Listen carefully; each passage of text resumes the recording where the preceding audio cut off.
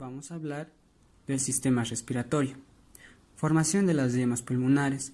El embrión tiene 4 semanas de edad.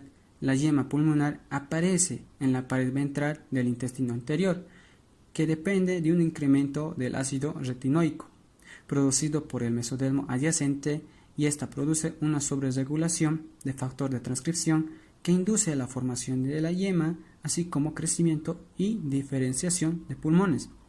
El epitelio de revestimiento interno de la laringe, tráquea, bronquios, pulmones es de origen endodérmico.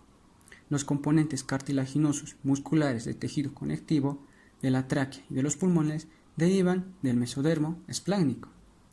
Al inicio de la yema pulmonar mantienen comunicación con el intestino anterior.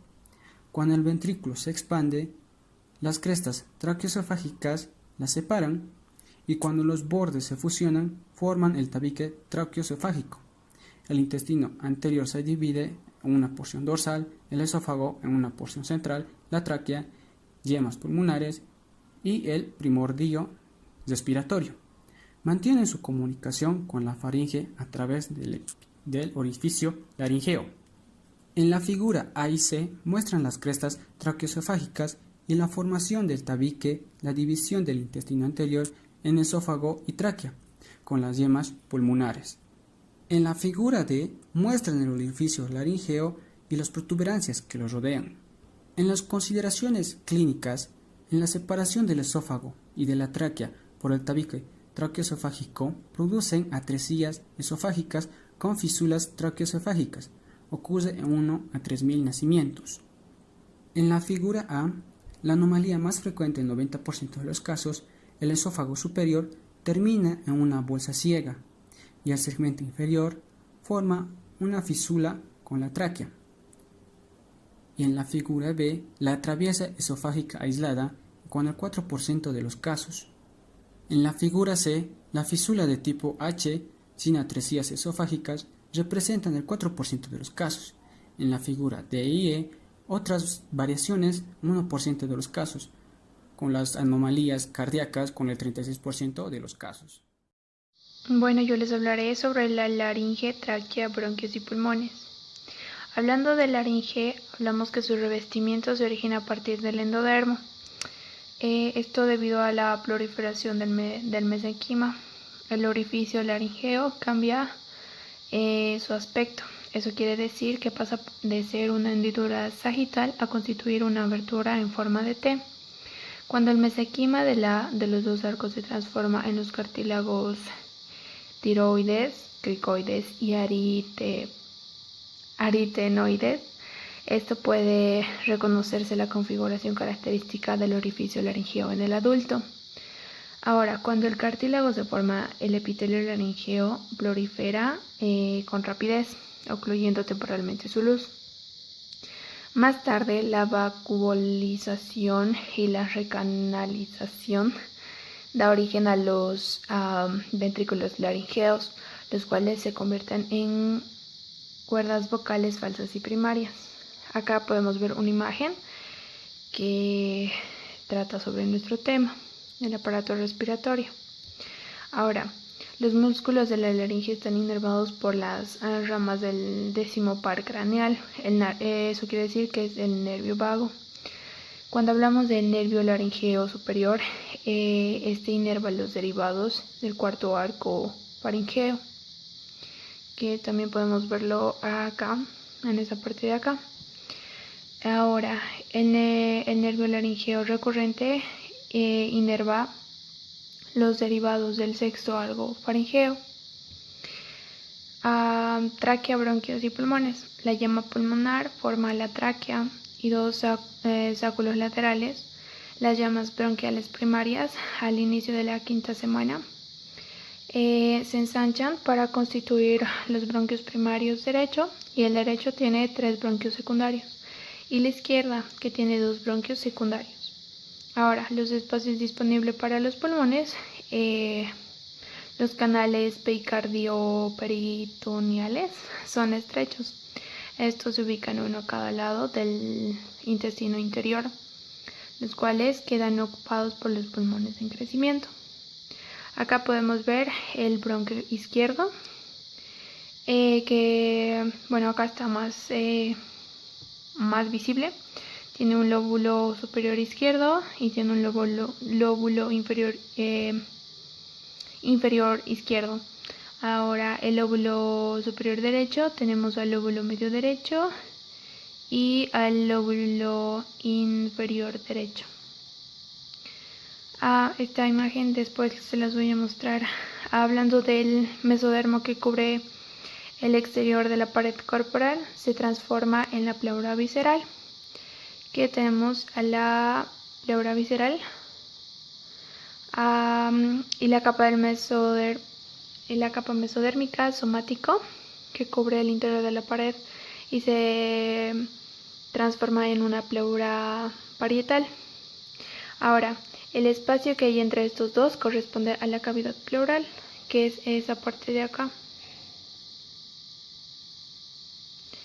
Los bronquios secundarios se dividen una y otra vez con un patrón dicotómico para dar origen a 10 bronquios terciarios en el pulmón derecho y 8 en el pulmón izquierdo. Esto crea los segmentos broncopulmonares en el adulto. Al terminar el sexto mes existen alrededor de 17 generaciones de subdivisiones. Para que el árbol bronquial adquiera su configuración definitiva, debe ocurrir 6 divisiones adicionales durante la vida prenatal. Y terminamos. Maduración de los pulmones. Hasta el séptimo mes de gestación, los broncolios experimentan división continua para dar origen a los conductos cada vez más pequeños, fase canalicular, y la irrigación vascular se incrementa en forma constante. Los broncolios terminales se dividen para constituir broncolios expiratorios y cada uno de estos se divide en 3 a 6 conductos alveolares. Los conductos terminal en los sacos terminales alveolos primitivos que están desarrollados por células alveolares planas en contacto estrecho con los capilares vecinos.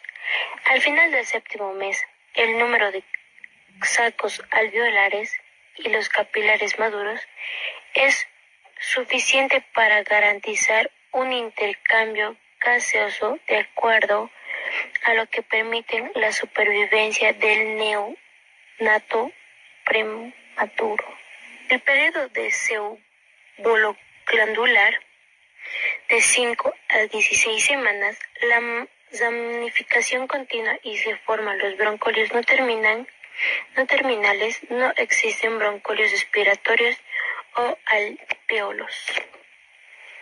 El periodo canalicular de 16 a 26 semanas, cada broncolio terminal se divide en 2 o más broncolios expiratorios que a su vez se dividen para formar en 3 a 6 conductos alveolares. El periodo de sacos terminales de 26 semanas al nacimiento se forman los sacos terminales alveolos primitivos y los capilares que establecen un contacto estrecho con ellos. El periodo alveolar de 8 meses de gestación hasta la niñez, los alvéolos maduros tienen un contacto epitelio endotelial capilar bien desarrollado. Durante los 2 últimos meses de vida del intrauterina y los varios años tras el nacimiento, el número de sacos terminales muestran incremento constante por parte de las células que recubren los sacos, conocidos como células epiteliales alveolares neumocitos tipo 1. Se adelgazan cada vez más, de modo de los capilares circundantes protruyentes hacia la luz de los sacos alveolares. Este contacto íntimo entre las células epiteliales y las epiteliales constituyen la barrera alveolo-capilar. No existen alvéolos maduros antes del nacimiento, además de las células endopiteliales y las células epiteliales alveolares planas. Se desarrollan otro tipo de células al final del sexto mes. Estas células epiteliales alveolares, neumocitos tipo 2, sintetizan sufragamente un líquido alto contenido P2 capaz al disminuir la tensión superficial en el interfase alveocapilar. Antes del nacimiento, los pulmones, que están llenos de líquido con alto contenido de cloruro, proteínas escasas y cierta cantidad del moco proveniente de las glándulas bronquiales, así como el sufragante derivado de las células epitelio alveolar tipo 2, la cantidad de sufragante en el flujo de la incrementa en particular durante las 2 últimas semanas derivados del nacimiento, al tiempo que las concentraciones de sufragante aumenta durante la semana 34 de la gestación. Cierta cantidad de fosfolípidos llega al líquido amniótico